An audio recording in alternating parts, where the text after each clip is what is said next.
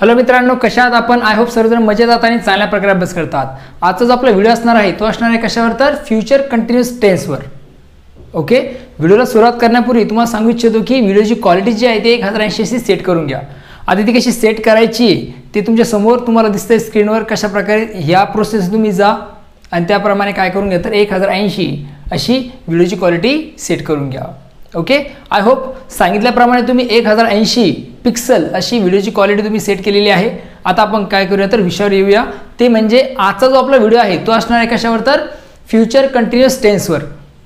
Okay, मग आज आपण या व्हिडिओमध्ये बघणार आहोत विशेषतः फ्युचर कंटिन्यूअस टेन्स म्हणजे काय, त्याचा वापर काय असतो आणि त्याचे काही स्ट्रक्चर्स आज आपण काय करणार आहोत तर समजून घेणार आहोत.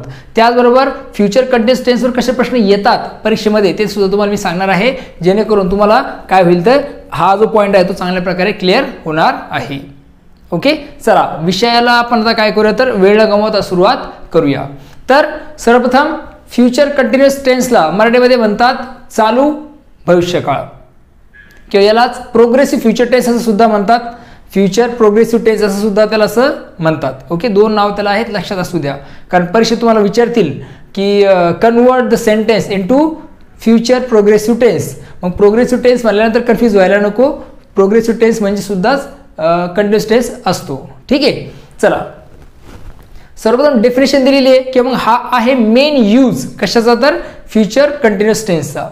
काय दिलेला आहे बघा तो, the future continuous tense is used, याचा वापर कधी होतो, is used to discuss action, अशी ॲक्शन सांगण्यासाठी that will be in progress. ती काय आहे तर प्रोग्रेस आहे. प्रोग्रेस म्हणजे काय, ती चालू आहे. कुठे, ॲट अ स्पेसिफिक टाइम, एका विशिष्ट वेळी. कुठे, फ्युचरमध्ये. म्हणजे थोडक्यात सांगायचं झाल्यास त्याला आता आपण क्लिअरली समजून घेऊ शकतो की अशी ॲक्शन दाखवण्यासाठी, अशी कृती दाखवण्यासाठी फ्युचर कंटिन्यूअस टेन्सचा वापर होतो, की जी ॲक्शन काय तर प्रोग्रेसमध्ये म्हणजे चालू आहे. कुठे, एका स्पेसिफिक वेळेमध्ये, फ्युचरमध्ये, भविष्यामध्ये एखाद्या स्पेसिफिक वेळेत ती ॲक्शन चालू असेल. ज्यावेळेस तुम्हाला असं सांगायचं असेल त्यावेळेस तुम्हाला काय करायचं आहे, फ्युचर कंटिन्यूअस टेन्सचा वापर करायचा असणार आहे. ओके, जसं मी म्हणतो की I will be dancing in the programme. मी प्रोग्राममध्ये डान्स करत असेल किंवा करणार आहे किंवा करत असेल. I will be dancing in the programme, मी प्रोग्राममध्ये डान्स करत असणार.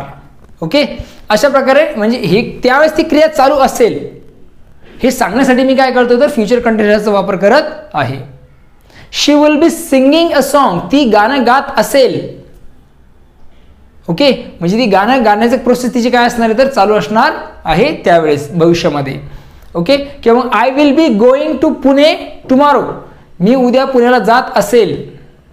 हे अशा प्रकारे आपण काय करत असतो तर भविष्यामध्ये एखादी क्रिया चालू असेल हे सांगण्यासाठी आपण काय करत असतो, फ्युचर कंटिन्यूअस टेन्सचा वापर करत असतो. आता आपण काय करूया थोडक्यामध्ये डायग्राम थ्रू समजून घेऊया. हा एक पास्ट टाइम म्हणजे भूतकाळ आहे, याचा विषय संपलेला आहे याचा. आणि प्रेझेंट म्हणजे काय तर नाव, ही सध्याची घटना जिथं आपण बोलतोय, नाव सध्याचा टाइम आहे हा. आधी ते बोलणारा सपोज मी आहे. ओके, आणि ही आहे फ्युचर टाइम. फ्युचर म्हणजे हा भविष्याचा काळ आहे, ही एक वेळेची रेषा आहे. तर इथे बोलताना आपण म्हणतोय की बाबा you will be driving a car tomorrow, तुम्ही उद्या कार चालवत असाल किंवा तुम्ही उद्या कार चालवत असाल म्हणजे उद्या ही क्रिया काय असणार आहे तर चालू असणार आहे. Okay, I will be playing cricket tomorrow, मी उद्या क्रिकेट खेळत असणार. म्हणजे ही क्रिकेट खेळण्याची प्रोसेस जी आहे ती उद्या चालू असणार आहे. ओके, मग इथे टाइम पण असतो ॲट 11 AM, उद्या सकाळी 11 वाजता मी काय करत असणार तर क्रिकेट खेळत असणार आहे. म्हणजे त्यावेळेस ती क्रिया चालू असणार आहे किंवा त्यावेळेस ती क्रिकेट खेळण्याची क्रिया चालू असणार आहे. इथे ड्रायव्हिंग कार चालवण्याची क्रिया चालू असणार आहे कधी, उद्या. He will be learning French, तो फ्रेंच शिकत असणार. तो फ्रेंच शिकत असणार आहे म्हणजे तो फ्रेंच शिकण्याचं काम तो करणार आहे येणाऱ्या काळामध्ये. ओके, म्हणजे समजलं थोडक्यामध्ये कधी फ्युचर कंटिन्यूअस टेन्सचा वापर केला जातो तर अशी क्रिया दाखवण्यासाठी की जी भविष्य काळामध्ये काय असणार आहे तर चालू असणार आहे. ओके, ते दाखवण्यासाठी आपण काय करत असतो तर फ्युचर कंटिन्यूअस टेन्सचा वापर करत असतो. सरळ आणि सोपं आहे. आता आपण काय करूया तर स्ट्रक्चर्सकडे वळूया. मग स्ट्रक्चर्स आपण कुठले बघणार आहोत, आपण स्ट्रक्चर बघणार आहोत अफर्मेटिव्ह. अफर्मेटिव्ह म्हणजे होकारार्थी वाक्याचं स्ट्रक्चर काय असणार आहे. त्यानंतर निगेटिव्ह स्ट्रक्चर, निगेटिव्ह म्हणजे नकारार्थी वाक्याचं स्ट्रक्चर काय असणार आहे. त्यानंतर पुढचं आपण बघणार आहोत ते म्हणजे कुठलं तर इंटरोगेटिव्ह, म्हणजे क्वेश्चन कसे विचारले जातील फ्युचर कंटिन्युअस टेन्समध्ये ते सुद्धा तुम्हाला मी समजून सांगणार आहे. आता सर्वप्रथम आपण बघूया अफर्मेटिव्ह स्ट्रक्चर. अफर्मेटिव्ह स्ट्रक्चर म्हणजे होकारार्थी वाक्याचं स्ट्रक्चर काय असणार आहे. ओके, होकारार्थी वाक्य स्ट्रक्चर काय सांगितलेलं आहे बघा. मग yes plus shall oblique will, शाल आणि विलचा वापर केला जातो. शालचा वापर नेहमी आय आणि व्ही नंतर केला जातो, लक्षात असू द्या. किंवा डिरेक्टली विल लिहिलं तरी काही अडचण नाही. शाल oblique will be plus V1, शाल ऑब्लिक विल, त्यानंतर बी तुम्हाला लिहायचंय, क्रियापदाला आयएनजी प्रत्यय तुम्हाला लावायचं, शेवटी ऑब्जेक्ट असणार आहे. हे असणार आहे स्ट्रक्चर कशाचं, अफर्मेटिव्ह सेंटेन्सचं, फ्युचर कंटिन्युअस टेन्सचं. ओके, या प्रकारे तुम्हाला वाक्य दिसलं, शाल विल नंतर बी दिसलं आणि क्रियापदाला आयएनजी असेल तर समजून चला तो टेन्स कुठला आहे, फ्युचर कंटिन्युअस टेन्स आहे. बघा आयडेंटिफिकेशन सुद्धा प्रश्न येत असतात. हे वाक्य दिलेलं असेल, they will be playing cricket tomorrow, अनकाउंट संधीतील आयडेंटिफाय द टेन्स. मग तुम्हाला हे आयडेंटिफाय करण्यासाठी तुम्हाला काय माहित असणं गरजेचे, स्ट्रक्चर्स माहित असणं गरजेचे आहेत. जर तुमचे स्ट्रक्चर स्केल असतील तर तुम्ही यू कॅन आयडेंटिफाय इझिली. की तुम्हाला वाक्य देतील कुठलं तरी, ही सिंग्स अ सॉन्ग आणि सांगतील की बनवा, याला काय बनवा, फ्युचर कंटिन्युअस टेन्स बनवा. तर मग ही सिंग्स अ सॉन्ग हे तुम्हाला ते कन्वर्ट करण्यासाठी फ्युचर कंटिन्युअस टेन्समध्ये तुम्हाला स्ट्रक्चर माहीत असणं गरजेचं आहे. त्यामुळे हे स्ट्रक्चर चांगल्या प्रकारे समजून घ्या. ही सिंग्स अ सॉन्ग हे सेंटेन्स तुम्हाला दिले तर मग कशा प्रकारे कन्वर्ट होईल ते या टेन्समध्ये टाकलं तर subject plus shall will be VING plus object. मग सब्जेक्ट म्हणजे काय तर ही सब्जेक्ट आहे, ही, त्यानंतर विल बी, सिंगचं होईल सिंगिंग अ सॉन्ग. अशा प्रकारे ते कन्वर्ट होणार आहे. म्हणजे सिंपल या गोष्टी आहेत, टेन्सवर असे प्रश्न विचारले जात असतात, लक्षात असू द्या. ठीक आहे. त्यानंतर आता आपण बघतोय एक्झाम्पल्स या अफर्मेटिव्ह स्ट्रक्चरचे.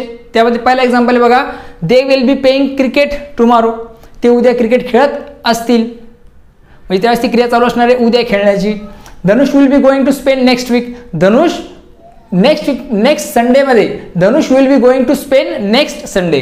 धनुष काय करणार, काय नेक्स्ट संडेला तो स्पेनला जाणार आहे, म्हणजे तो जात असेल नेक्स्ट संडेला, तो स्पेनला जात असेल. कोण, Dhanush. Understand. It will be raining tomorrow, उद्या पाऊस पडत असेल किंवा उद्या पाऊस पडणार. ओके, उद्या पाऊस पडत असेल. I will be watching a TV, me TV बघत असेल, म्हणजे टीव्ही बघण्याचं काम मी करत असेल. मग आता ते सर्टन टाइम कधी जो असेल तो specific, tomorrow, next week, next month, अशा प्रकारे. ओके, हे झालं अफर्मेटिव्ह स्ट्रक्चर. आता निगेटिव्ह स्ट्रक्चर काय सांगताय, subject plus shall will not, shall will नंतर आपण काय वापरतोय, नॉट वापरतोय. बी क्रियापदाला आयएनजी प्रत्यय, शेवटी ऑब्जेक्ट. हे आहे निगेटिव्ह स्ट्रक्चर कशाचं, फ्युचर कंटिन्युअस टेन्सचं. ठीक आहे. मग आता एक्झाम्पल बघूया. I will not be working here next week, मी इथे काय करणार नाही तर पुढच्या वीकमध्ये काम करत नसणार.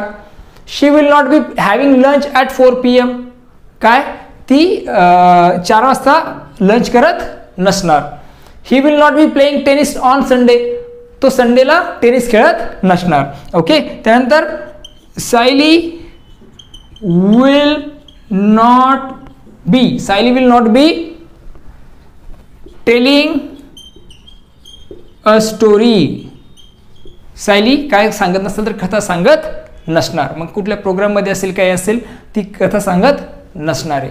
म्हणजे अशा प्रकारे आपण काय करणार आहोत तर फ्युचर कंटिन्युअस टेन्सचे अफर्मेटिव्ह आणि निगेटिव्ह स्ट्रक्चरचे एक्झाम्पल्स आपण लिहू शकतो. आणि हे दोन्ही स्ट्रक्चर तुम्हाला लक्षात ठेवायचे मी तुम्हाला सांगितलेलं आहे. आता आपण बघतो याच्यानंतर इंटरोगेटिव्ह स्ट्रक्चर. इंटरोगेटिव्ह स्ट्रक्चर काय आहेत, मग ते पॉझिटिव्ह असतील निगेटिव्ह असतील त्यात आपण बघूया. इंटरोगेटिव्ह स्ट्रक्चर काय दिलेलं आहे बघा. इंटरोगेटिव्ह म्हणजे काय तर प्रश्नार्थक वाक्य. आता प्रश्नार्थक वाक्याचे काय सूत्र आहेत तर हे तुमच्या समोर आहेत बघा, फ्युचर कंटिन्युअस टेन्सचे. इंटरोगेटिव्ह सेंटेन्स म्हणजे तुम्हाला मी सांगितलं प्रश्नार्थक वाक्य. तर प्रश्नार्थक वाक्य 2 प्रकारचे असतात, एक म्हणजे व्हर्बल क्वेश्चन आणि दुसरं म्हणजे WH टाईप क्वेश्चन. आता याच्यामध्ये तुम्हाला लक्षात ठेवायचं आहे फक्त हे स्ट्रक्चर आहेत दोन्ही दिलेले, हे काय तर पॉझिटिव्ह आणि निगेटिव्ह. पहिला आहे पॉझिटिव्ह, दुसरा आहे निगेटिव्ह, आणि दोन्ही व्हर्बल क्वेश्चन्स आहेत. WH टाईप बनवण्यासाठी तुम्हाला काय करावं लागेल, फक्त याच्या अगोदर WH वर्ड लिहावं लागेल. मग WH वर्ड कुठला असेल, व्हॉट असेल, वेअर असेल, व्हेन असेल, व्हाय असेल, हू असेल, हाऊ असेल, हे फक्त याच्या अगोदर तुम्हाला WH वर्ड लिहायचं आहे. ते काय होऊन जाईल तर WH टाईप क्वेश्चन होऊन जाईल. बाकी स्ट्रक्चर जशाला तसंच असणार आहे, हे लक्षात असू द्या.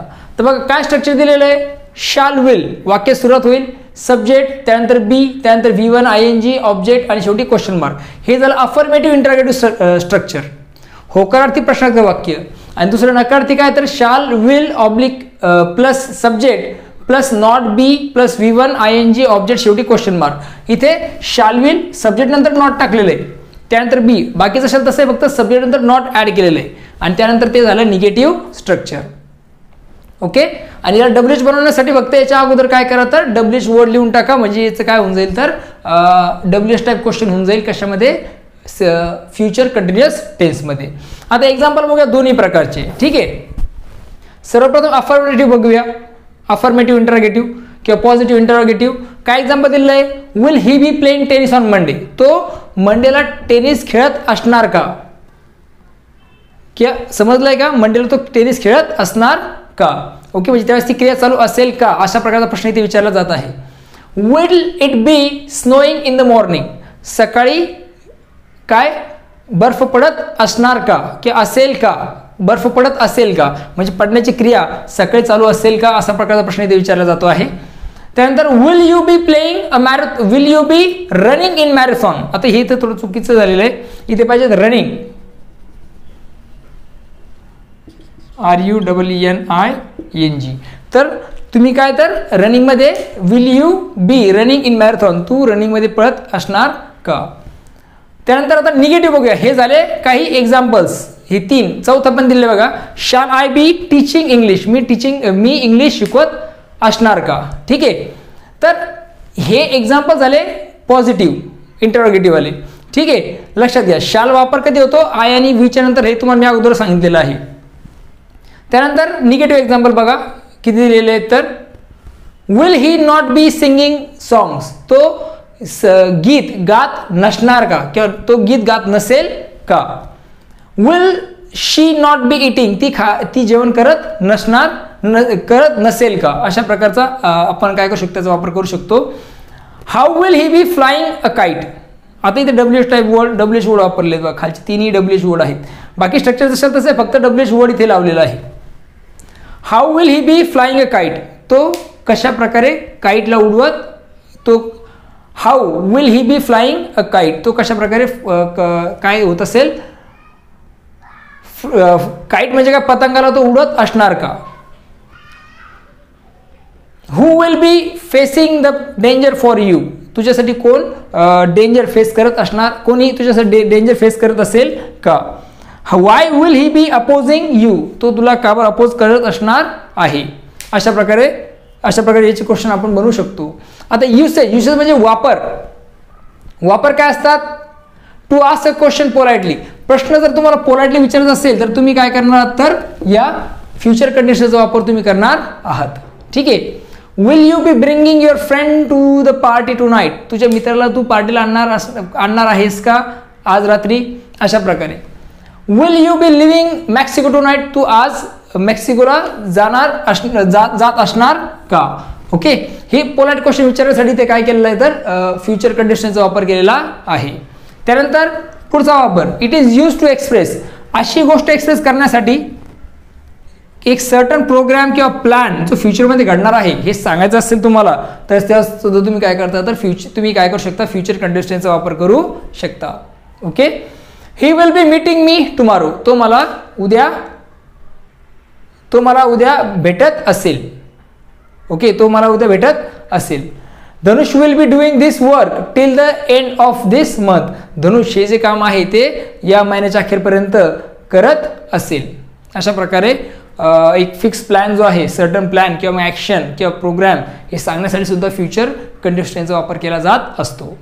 आय होप तुम्हाला फ्युचर कंडिशन्स म्हणजे काय चांगल्या प्रकारे समजलेलं आहे. काय अडचणी असतील तर कमेंट सेक्शनमध्ये मला कळवायला विसरू नका. चॅनलला लाईक, शेअर आणि सबस्क्राईब अवश्य करा. तुमच्या मित्रांसोबत आपलं यूट्यूब चॅनल शेअर करा. सर्व प्रकारचे व्हिडिओ मी बनवत आहे. इंग्लिश असेल, सोशल सायन्स असेल, ओके, स्पर्धा परीक्षा असतील, त्या सर्व प्रकारचे व्हिडिओ तुम्हाला आपल्या यूट्यूब चॅनलला मिळून जातील. त्यामुळे निश्चित आपल्या चॅनलला सबस्क्राईब करा. ओके.